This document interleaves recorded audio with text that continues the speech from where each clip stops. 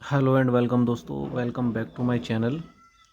दोस्तों, आज मैं बात करने वाला हूँ डीपी चार्जेस के बारे में, यानी डिपॉजिटरी पार्टिसिपेंट चार्जेस, जो ग्रो ऐप में या किसी भी अदर ब्रोकर से आप शेयर बाय करके होल्डिंग करके उनको होल्ड रख के और फिर जब सेल करते हैं तो जब वो जो चार्जेस है वो डिडक्ट होते हैं, तो उसके बारे में आज मैं बताने वाला हूँ कि वो क्या होते हैं और कैसे और कितने कट होते हैं। तो जैसे कल मैंने अपने कुछ शेयर मैंने सेल किए थे। कोई ज़्यादा बड़ी अमाउंट के शेयर नहीं थे, कोई 10 20 30 35 रुपये, 40 45 रुपये ऐसे पर शेयर करके 30 40 50 अलग अलग कंपनियों के ऐसे शेयर थे। तो कल मुझे जो मैंने को टोटल शेयर सेल किए तो मुझे 2219 रुपये मेरे वो ऐड हुए थे मेरे अकाउंट में, यानी ग्रो बैलेंस में। तो फिर जो मुझे उसकी जो 80% अमाउंट थी सेल करने के बाद, वो तो तुरंत ही मेरे ग्रो बैलेंस में ग्रो एप्लीकेशन के इसमें ऐड हो गई थी तुरंत। जो रिमेनिंग 20% जो डिलीवरी सेल जो अमाउंट वो ब्लॉक हो जाती है, उसके ऊपर भी मैंने एक वीडियो है मेरे चैनल पे बनाया हुआ है, वो कब तक पैसे मिलते हैं। तो वो शाम तक रात तक अगले दिन तक वो मुझे आ जाते अकाउंट में, वो मुझे मिल गए थे। और कल शाम मेरे इसमें ग्रो एप्लीकेशन में 2219 रुपये थे, और जब सुबह मैंने चेक किया 10 बजे देखा तो 1997 रुपये रह गए, 1997। तो करीब 225 रुपये वो टोटल मेरे वो डिडक्ट हो गए। तो यार, छोटे इन्वेस्टर को थोड़ा दुख तो होता ही है कि भाई उन्होंने इतनी अमाउंट इन्वेस्ट की कुछ अर्न करने के लिए, कुछ प्रॉफिट के लिए, और कुछ अर्न हुआ नहीं। और जो छोटे इन्वेस्टर है, छोटे छोटे शेयर कंपनियों के शेयर है, उनको बाय करके कुछ दिन होल्ड करके महीने 2 महीने 6 महीने 1 साल वो करके वो शेयर सेल करते हैं, तो फिर वो 15 16 रुपये जो पर कंपनी जो आप शेयर सेल करते हैं वो डिडक्ट होते हैं। तो उस बारे में ही आज बात करेंगे। तो मैंने ग्रो एप्लीकेशन ऑन की हुई है, तो मैंने जो 1997 रुपये थे वो विड्रो रिक्वेस्ट विड्रोवल रिक्वेस्ट मैंने डाली हुई है आज। तो वो कल तक आ जाएंगे अकाउंट में। तो देखते हैं, मैं आपको दिखाता हूँ। अब मैं क्लिक करता हूँ तो मैं ऑल ट्रांजेक्शन अपनी हिस्ट्री में जाता हूँ। तो ये रिसीव सेकंड है, ऊपर से receive from stock, received from stock 1994, 1994 रुपये ये मुझे मिले। 2 3 रुपये मेरे पहले थे, तो टोटल 1997 हो गए, 1997 रुपये। ये शेयर हैं जो मैंने सेल किए थे। अब ये चार्जेस कहाँ देखने को मिलेगा? देखो, ये कंपनी के शेयर हैं, ये सब मैंने सेल किए। छोटे छोटे शेयर है, कोई ज़्यादा नहीं है कुछ बड़ी अमाउंट। तो यहाँ चार्जेस है, ये यहाँ शो कर रहा है। तो exchange transaction charges 0.26, GST 0.25 and securities transaction charges 2 रुपये। और ये है डीपी चार्जेस 223.02। ये इतने मेरे डिडक्शन हो गए। तो बाकी इन कितने डिडक्ट होने के बाद, और अभी मैं अगर बैक करता हूँ तो ये 1997 रुपये बचे। तो ये स्टॉक से मुझे मिले, और 2 3 रुपये जो पहले थे उनको टोटल ऐड करने के बाद इतने हुए। और ये मनी विड्रॉन, यानी आज 17 सितंबर 2024 को मैंने 2024 17 सितंबर को मैंने ये विड्रॉवल रिक्वेस्ट डाल दी है। तो ये अभी विड्रॉवल इन प्रोग्रेस, ये मेरे बैंक अकाउंट। और ये विड्रॉ रिक्वेस्ट, यहाँ कैंसिल का ऑप्शन, अगर आप कैंसिल करना चाहते हो तो कर सकते हैं। बाकी अभी ये इतना हो गया है, रिक्वेस्ट अप्लाई हो गई है।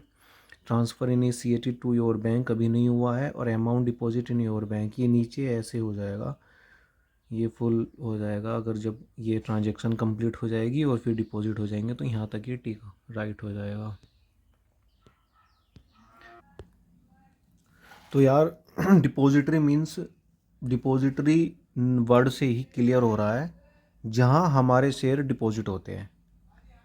और जब हम किसी भी ब्रोकर के, आप अगर हम किसी भी ब्रोकर के प्लेटफॉर्म से, यानी कोई भी ग्रो है, आप एंजल वन है, आप स्टॉक है, ज़ीरोदा है, हम शेयर डिलीवरी पर बाय करेंगे तो हम अपना डीमेट अकाउंट तो हम डीमेट अकाउंट खोलते हैं ना, डीमेट अकाउंट के थ्रू ही हम बाय करते हैं,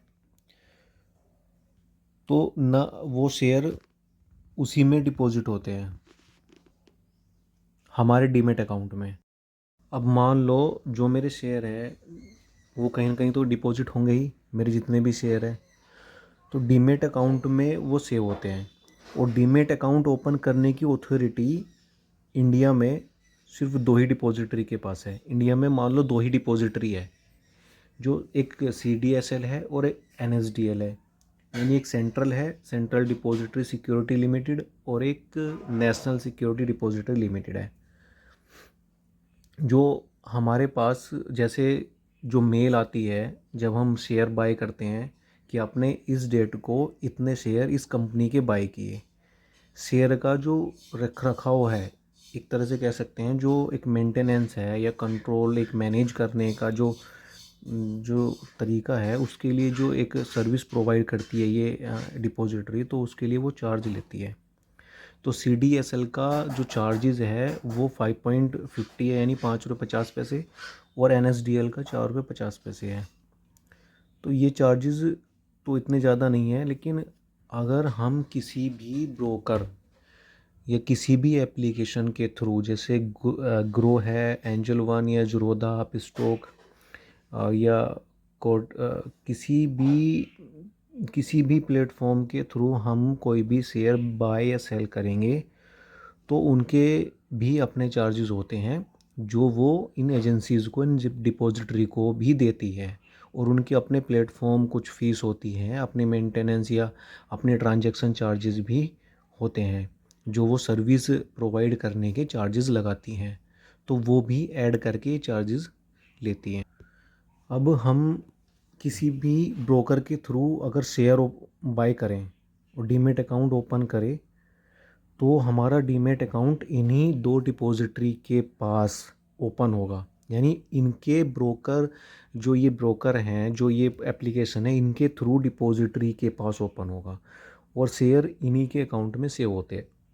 इतनी बात क्लियर है। और जब अब बात आती है सेल करने की, जब हम अपने शेयर सेल करते हैं तो यहीं से सेल होते हैं, डिपॉजिटरी से। जब हम अपने शेयर सेल करेंगे तो डिपॉजिटरी के थ्रू ही सेल होंगे, तभी हमारे पास जो हमने मेल आईडी प्रोवाइड की हुई होगी वो मेल आ जाएगी कि आपने इतने शेयर इस दिन को, इस तारीख को, इतने शेयर इस कंपनी के, ये शेयर इतनी क्वांटिटी, इतने पर प्राइस, इतने टोटल अमाउंट में ये सेल कर दिए या बाई किए हैं। तो फ़ायदा ये है कि ये डिपॉजिटरी हमारे शेयर को या हमारी इन्वेस्टमेंट को सेफ रखने का काम करती है। अब मान लो अगर कोई भी जो ब्रोकर हैं, किसी भी एप्लीकेशन के थ्रू हम ये जो इन्वेस्टमेंट कर रहे हैं, अगर ये ब्रोकर, ये इनका कोई बिज़नेस डूब जाता है या ये फ्रॉड कर देती हैं, भाग जाती हैं, डिपॉजिट हमारी जो डिपॉजिट है वो पे, उस पे भी अगर कोई प्रॉब्लम आ जाती है, तो हम CDSL NSDL को से बात कर सकते हैं, तो हम वहाँ से एक्सेस ले सकते हैं। वहाँ से वो हमें जो हमारी इन्वेस्टमेंट है या हमारी डिपॉजिट है वो वहाँ से मिल जाएगी, वेरीफाई करके अपने आप को कि ऐसे ऐसे ये है, तो वो वेरीफाई करने के बाद वो वहाँ से वो हम एक्सेस ले सकते हैं। तो इसी सर्विस के लिए ये चार्जेस लेती है। और यही DP चार्जेस है, DP डिपॉजिटरी पार्टिसिपेंट चार्जेस है। और ब्रोकर की अपनी अपनी एक फ़ीस होती है जो वो ऐड करके ये चार्जेस लेते हैं। जैसे पर कंपनी, पर डे का, पर कंपनी, अगर आप पर कंपनी शेयर आप सेल करते हैं, डिलीवरी के शेयर सेल करते हैं, तो पर कंपनी, और आपने अगर एक शेयर सेल किया या 10 किए, 1000 किए, 50 किए, और पर कंपनी पर डे वो आपको 15.93 रुपये ऐसे करीब होते हैं। जो जैसे अपने एक अप स्टॉक का कुछ अलग अपने चार्जेस हैं, ग्रो के अलग हैं, एंजल वन के अपने अलग चार्जेस हैं, जो CDSL और NSDL के हैं वो तो सेम है, वो तो फिक्स रहेंगे। बाकी अपने जो ये ऐड करके, जैसे ग्रो में है तो ग्रो के अपने चार्जेस हैं, और जैसे अभी मैंने इसमें वीडियो में शुरू में दिखाया था कि ग्रो के अपने चार्जेस है, और CDL या NSDL के वो अपने चार्जेस है, वो ऐड करके टोटल 15.93 रुपये करीब बैठते हैं। तो वो डिडक्शन होती है पर शेयर, पर कंपनी के। यानी आपने अगर पर शेयर मीन्स तो ये है कि अगर आपने एक शेयर सेल किया तब भी आपके 15 रुपये 93 पैसे कटेंगे। अगर आपने पर डे यानी आज आपने कोई चाहे 10 20 50 शेयर सेल किए हैं तब भी आपके 15 रुपये 93 पैसे ही कट होंगे, वही डिडक्ट होंगे। अगर आपने नेक्स्ट डे, अगर मान लीजिए आपने किसी शेयर कंपनी के 100 शेयर खरीद रखे, 50 आपने आज बेच दिए, 50 कल बेच दिए, तो आज भी आपको 15 रुपये 93 पैसे ही देने पड़ेंगे और कल भी। पर इसमें एक बात यह है कि जैसे आपने अब शेयर से डिलीवरी शेयर सेल कर दिया और आपको उसकी 80% अमाउंट तो आपको तुरंत रिसीव हो गई, बाकी रिमेनिंग 20% अमाउंट वो बाद में रिसीव होती है, यानी रात में, day end of the day, या फिर वो नेक्स्ट डे, तो कुछ घंटों या एक दिन के बाद वो रिसीव हो जाती है अकाउंट में। बट वो आप विड्रॉ नहीं होती है, विड्रॉ नहीं हो सकती है वो। जब तक विड्रॉ नहीं होगी तब तक ये एडजस्टमेंट, ये चार्जेस ये क्लियर नहीं हो जाएंगे, रिडक्शन नहीं हो जाएगी। ये आपने देखा भी होगा, वो इसीलिए इतना टाइम देते हैं कि 1 या 2 दिन बाद ही आप विड्रॉ कर सकते हैं। तो ये सारी पूरी एडजस्टमेंट, ये पूरे सब कुछ, ये सब होने के बाद ही आप विड्रॉ कर सकते हैं। जो विड्रॉ करने के बाद भी फिर आपका वो डिपॉजिट हो जाएगा, कुछ घंटों या 1 2 दिन में वो अमाउंट आपके अकाउंट में ट्रांसफ़र कर दी जाती है। तो कुल मिलाकर यही बात है कि डीपी चार्जेस वो क्या है, कैसे कैसे, कहाँ से कितना होता है, कैसे क्या लगता है, कौन कहाँ से क्या होता है। और वो आप बस ये है कि आप अगर कुछ शेयर सेल कर रहे हैं तो कोशिश करें वो सारे ही सेल करें, ये कुछ रख लें, या फिर आपकी इन्वेस्टमेंट बहुत ज़्यादा हो, है ना, या फिर इन्वेस्टमेंट बहुत ज़्यादा हो और आपकी अमाउंट वो है ना ज़्यादा हो कि आपने कुछ इतनी प्रॉफिट ज़्यादा हो, तो आपको 15 रुपये पर कंपनी या पर डे पे वो आपको कोई ज़्यादा इफेक्ट नहीं पड़ेगा 15 16 रुपये पे। पर मान लीजिए आपका अगर कोई 200 300 400 500 6 रुपये आपने इन्वेस्ट किए हैं और 100 250 रुपये का अपना प्रॉफिट हुआ है, और फिर बाकी 15 16 रुपये तो आपके इसमें डिडक्शन हो जाएंगे, फिर बाकी बचा ही कितना। या मान लीजिए कुछ लोग ऐसे करते हैं, जैसे स्टार्टिंग में कोई बिगनर है, वो स्टार्ट कर रहे हैं, ज़्यादा जानकारी नहीं है, वो अपने शेयर हैं वो पेनी स्टॉक ले लिया, या 1 2 5 10 रुपये का 20 रुपये का शेयर ले लिया, और वो सेम डे अगर आप सेल करते हो तो इन डिलीवरी में वो ये चार्जेस नहीं लगते हैं डीपी।